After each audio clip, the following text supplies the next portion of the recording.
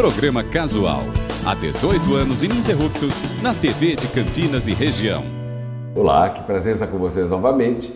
Eu recebo hoje Padre José Eduardo Meschiati. Padre José Eduardo é o pároco da igreja de Santa Teresa de Ávila, aqui em Campinas.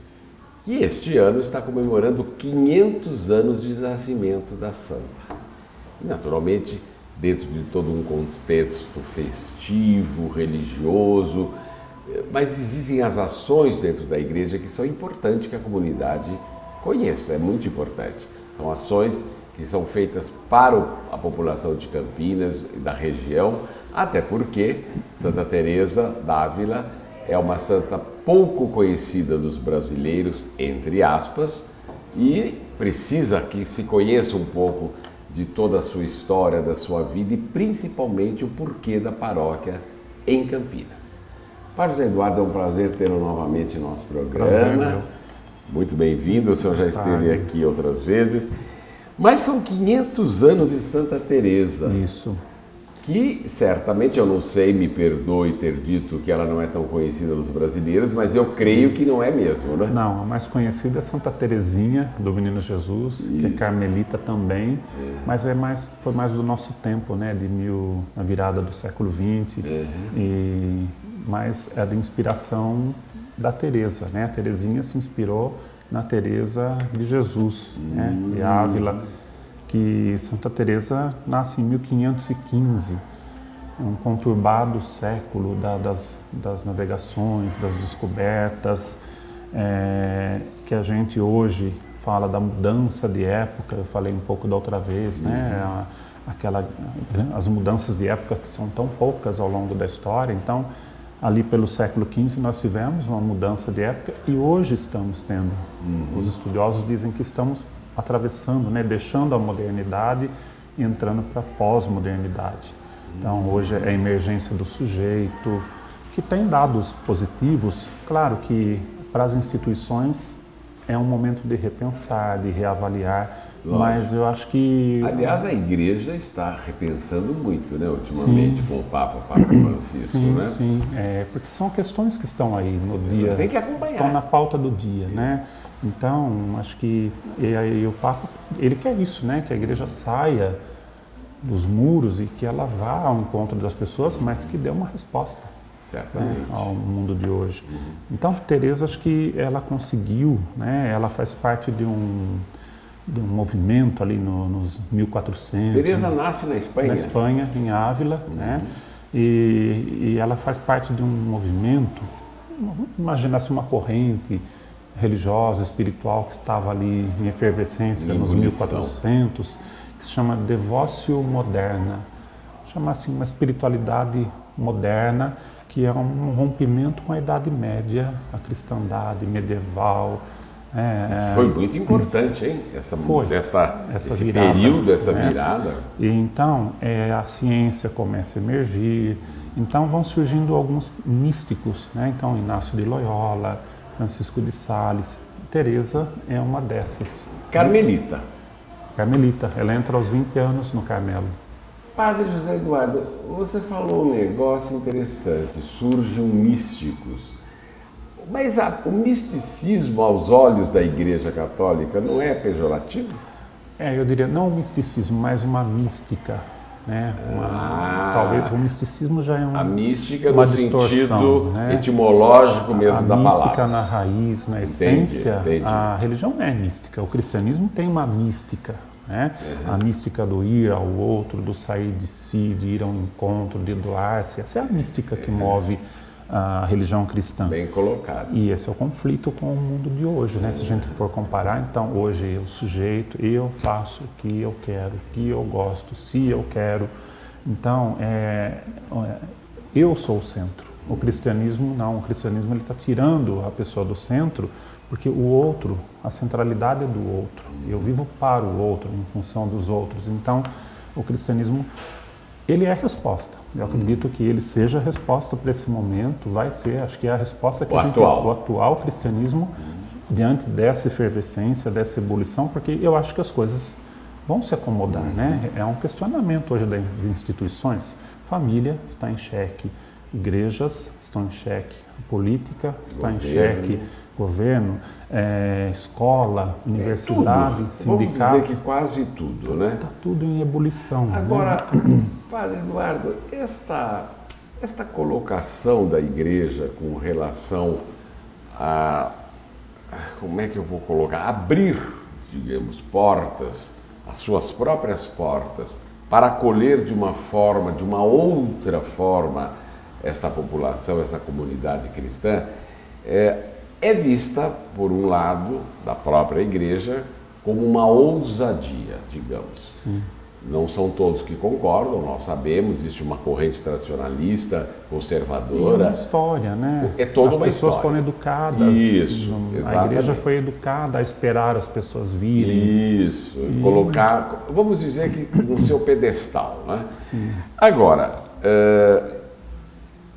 ao ver, por exemplo, que existe esse movimento com um Papa que está tentando navegar por águas turbulentas dentro da igreja e tentando sanar coisas aqui, retocar ali, recriar acolá e por aí vai. Como é que o senhor vê, digamos, este novo momento para chamar mesmo, esse chamamento ao rebanho? Que muitos saem para outras igrejas, outros desistem no meio do caminho porque vem novidades. Eu sempre digo, coisas novidadeiras é muito atrativo, entende? São sempre atrativas as coisas novidadeiras, porque o povo é novidadeiro, o povo gosta, faz parte do ser humano. Sim. E a igreja? Passam, né? Exatamente. Como é que o senhor está vendo esse momento? Olha, se a gente descuidar, a gente desanima. Nós temos conversado na paróquia, nos grupos, na arquidiocese. Os desafios têm sido tão grandes para a evangelização, porque é uma nova evangelização necessária. Mas ontem à noite, numa reunião na paróquia, eu lembrava e dizia a palavra do Papa Francisco, que os desafios não sejam um momento de desânimo, mas momento da criatividade de dar outras respostas. Então, a gente tem insistido e trabalhado, não existe uma resposta, né? Não pode imaginar, a igreja tem planos. O projeto é esse, a igreja que vai, que é de portas abertas, do acolhimento, de falar ao coração. Eu atendi jovens esses dias lá de Crisma, 16, 17 anos. Assim, então, o que tem no coração do jovem? Angústia, dúvida de fé, porque na família não tem mais aquela fé sólida, problemas de relacionamento. Então, o esforço é esse, tentar chegar ao coração, porque é a tônica do momento, o sujeito está no centro. Antigamente a gente enchia uma sala de crianças e fazia tudo igual para todo mundo e era a resposta. Hoje... E era mais fácil até, né? Porque eu acho que tinham poucos esclarecimentos, talvez, poucas tomadas de posição. Sim. Ali, eu não sei se o senhor concorda, mas essa liberação geral que está acontecendo no mundo, no mais amplo sentido da palavra, sim, desde da sua postura sexual, desde a sua postura financeira, política. Uma mulher que foi para o mundo do trabalho. Isso, essa mutação, esse xadrez é complicado.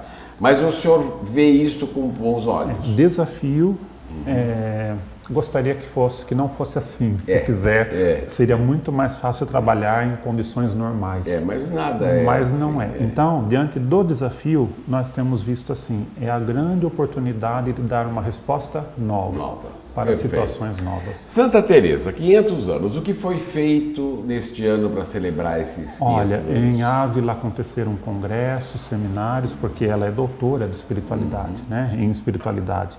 Então foram feitos congressos e outras coisas assim mais devocionais. O cajado de Santa Teresa que ela usou, andou a Espanha inteira.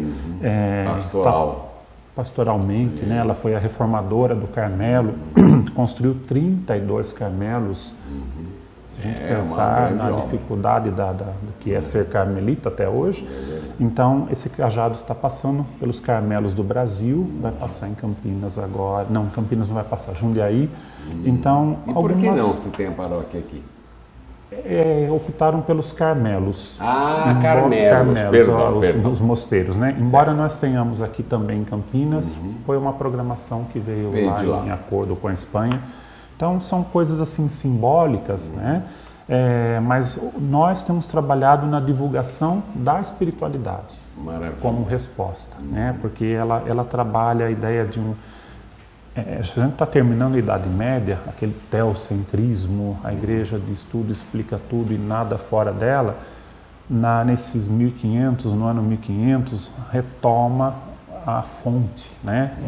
Esses místicos vão buscar lá nos mártires, vão buscar no início do cristianismo a resposta. Então, ela traz de volta a imagem de um Deus não todo-poderoso, não que ele não seja, ele é todo-poderoso, mas ela vai buscar a imagem de um Deus humano. Então, ela vai dizer, o Cristo é a sagrada humanidade. Então, é sagrado, mas está no meio de nós, se fez um de nós. Se faz humano, se fez humano tanto quanto. Então, o enfoque não é o todo-poderoso, que de cima governa tudo e responde tudo, mas é aquele que foi às casas, encontrou com as pessoas, com a dor da pessoa, e deu uma resposta, deu um abraço. Então, essa é a espiritualidade dela, a tônica. Perfeito. Então, a gente tem trabalhado nesse sentido, de uma redescoberta de uma espiritualidade que seja a resposta para esse momento. Este livro que eu estou vendo aqui é de Santa Teresa. Isso. Ele é um grupo de estudiosos da PUC do Rio de Janeiro. Não são necessariamente religiosos, mas são pessoas que se interessaram pela temática da mística teresiana, e tem algum religioso no meio, mas tem gente que não é católica aí, e foram buscar e fizeram um trabalho crítico em cima das obras de Santa Teresa, uma leitura das obras, né? E eu tenho usado muito esse livro. Olha aqui, Santa Teresa, Mística para o Nosso Tempo. Olha aqui, que belo chamamento. E o livro se encontra em livrarias religiosas? Na livraria religiosa, até não religiosa, porque tem PUC Rio e outra editora aí, né? Isso. Então, mas é uma das grandes coisas que eu vi recentemente. E o senhor recomenda? Eu recomendo. Tá aí. Se você se interessa em conhecer um pouco mais quem foi Santa Teresa de Ávila, aqui está um livro que você pode naturalmente começar a entender um pouco por que essa mulher marcou tanto a sua passagem pela Terra nos anos 1500. Padre, encerrando, o senhor não fez nenhuma comemoração especial na Fizemos paróquia? o ano passado, que foi os 50 anos de paróquia, então estamos fazendo um ano, terminando o ano jubilar, fizemos um ano inteiro de celebrações, todo dia 28, porque 28 de março de 15 é o dia do nascimento. Dos 500 anos. Então, todos os meses temos tido celebração, eventos culturais, fizemos uma exposição na paróquia, mas uma exposição dinâmica, não coisas estáticas, mas então, a partir da metodologia de oração de Santa Teresa, criamos ambientes para que a pessoa passe por lá e faça momentos... E é mais acessível, as pessoas entendem mais e fica mais interessante. Mais do que eventos assim, mirabolantes, fizemos a espiritualidade. Maravilha. Tá aí. Eu acho que você deve se interessar, independente de você... mas não é a minha santa devoção. Não, não é por isso. É porque é uma história rica, não é, padre? Sim. É uma história cheia de colocações que podem e devem ser conferidas por todos nós, enquanto cristãos, naturalmente. E faço um convite, se permite, a conhecer a Igreja Santa Teresa d'Ávila, porque ela tem uma arquitetura moderna, né? Ela é um topo de pirâmide, bem dentro da proposta da santa, né? Quer dizer, então é uma igreja que é uma obra de arte, né? E fica ali no Parque Industrial, é próximo do centro, e vale a pena conhecer. Nós estamos tentando colocar essa igreja no roteiro cultural da cidade de Campinas, porque ela é uma joia de arte. Que ótimo. Muito obrigado por ter vindo. Obrigado eu pela presença. Eu é que agradeço. Eu conversei hoje com o padre José Eduardo Meschiati, que é o pároco da igreja de Santa Teresa de Ávila, aqui em Campinas, no Parque Industrial. E vocês viram um livro, um pouquinho da sua história, e vale a pena você conhecer melhor. Muito obrigado por ter vindo. Pela oportunidade. Eu é que agradeço. Encontro você na próxima semana. Obrigado.